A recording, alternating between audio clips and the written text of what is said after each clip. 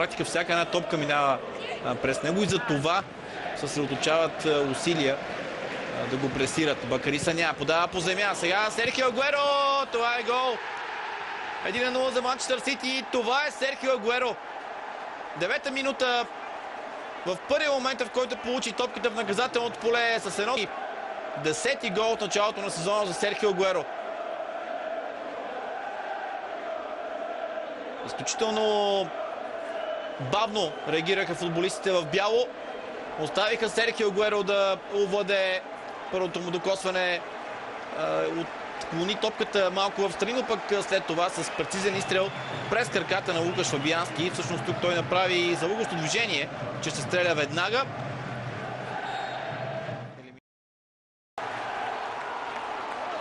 Юренте успява да се обърне.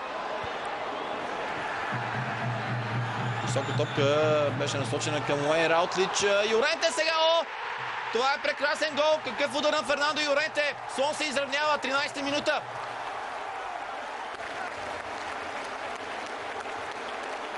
Първоначално центрира. В последствие какво се случи? Не. Просто Бакари Саня се подхлъзна. Видим още веднъж все пак. Нямаше посягане от Фернандо Юренте. Точно така.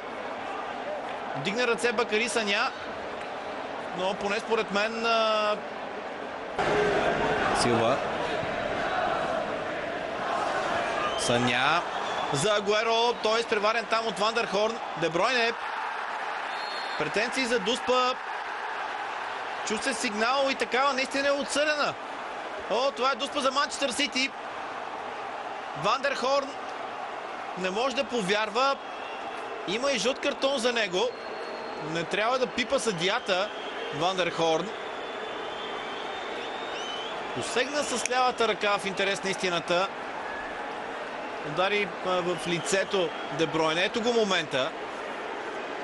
Но струва се всичко това беше в стремежа да запази топката.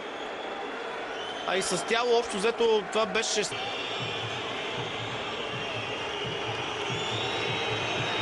Сериозна застилка за аржентинеца. Ще върне ли аванса на своя тим? Да. В стил Антонин Паненка. Серхио Агуеро прави 2-1 за лидера в подреждането. 11-ти гол за футболистите на Манчестър Сити през кампанията. 28-ми в последните 27 участия в първенството. Много спокойно прати топката в средата на вратата. Фабиански очакваше нещо по-различно и просто нямаше как да реагира. Още веднъж ситуацията, при която се стигна до Дуспа.